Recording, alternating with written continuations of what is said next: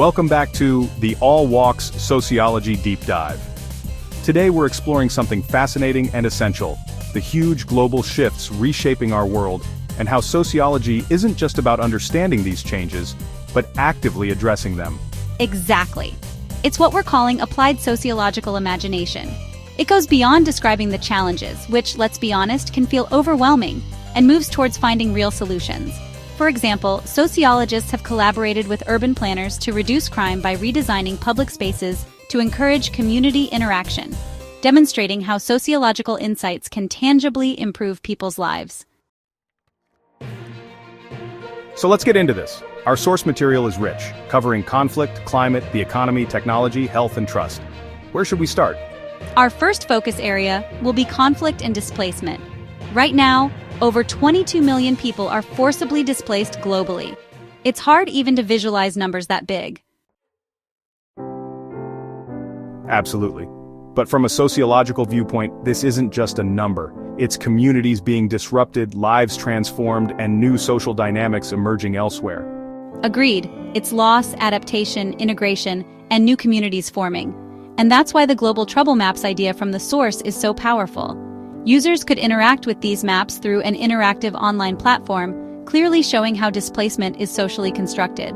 Connecting big-picture trends directly with individual lives. You bet!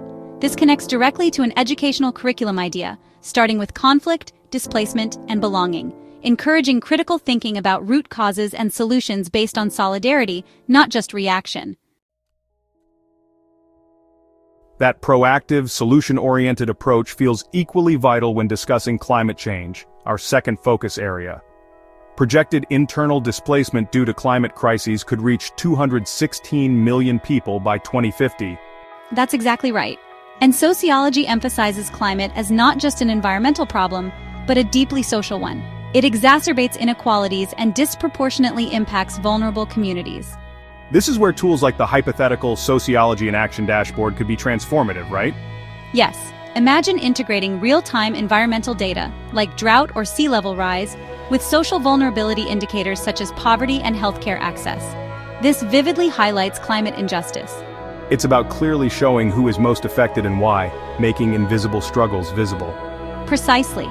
It also ties into environmental inequality and climate justice, which explores historical factors like colonialism and redlining that still shape vulnerability today. Understanding history helps us build fairer futures.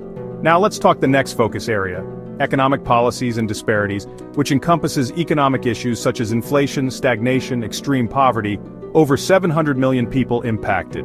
These seem abstract, but their effects are very real. Absolutely. The source introduces a fascinating tool here, the Global Sociologist Simulator. You could test solutions like implementing universal basic income, then immediately observe simulated outcomes such as poverty reduction, community cohesion, or increased economic participation. It's like a virtual lab for social policies. Correct. Supported by the idea of a Global Shift Summit, bringing economists, sociologists, activists, and policymakers together to rethink economic systems fundamentally, not just tweak them. Let's pivot to our next focus area, public health. COVID-19's impact still resonates. Over half of the global population reports ongoing psychological distress. True, and it's critical we recognize health as deeply social, influenced by income, community ties, and trust in institutions. Health risk and social trust dives deeply into these interconnected issues. And the dashboard could track trust alongside health outcomes, pinpointing precisely where social support systems are breaking down. Precisely. Targeted interventions become possible when we clearly see where the need is greatest. Another focus area is social movements, gender equality, racial justice, and the intense backlash they often face. It's a classic sociological tension. Movements push forward, resistance pushes back. The simulator tool could vividly illustrate these dynamics, allowing users to strategize activism amidst institutional resistance. That fits a learning opportunity we might call movements, backlash, and the politics of recognition. This module could explore how successful change happens and why backlash occurs. That's right, highlighting collaboration and coalition building among movements as keys to overcoming resistance. Migration and inclusion, our next focus area, also gets a fresh perspective here, addressing negative stereotypes. Right. With the dashboard, migration data could highlight positive contributions, labor participation, entrepreneurship, social integration. Countering stereotypes with data and human stories. So this could be another learning opportunity we might call migration, belonging, and border regimes. This module could look at inclusion strategies and their impacts, amplified by refugee-led narratives. Our final focus area is technology, a driver of global change and inequality. The digital divide and risks of AI deepening inequalities are serious. Here, the dashboard could highlight AI biases and digital access disparities, helping policymakers directly identify and address these inequalities through targeted interventions or legislative changes. So this focus area, tech power and inequality, prepares users to critically analyze and advocate for fairer tech policies. Agreed. It's about using technology for collective good rather than unchecked profit.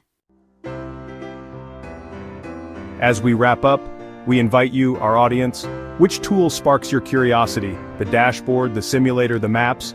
Could you apply sociological thinking to a challenge around you? Precisely. Even small steps can lead to meaningful change. Thanks for joining us today. Until next time, keep thinking and acting sociologically.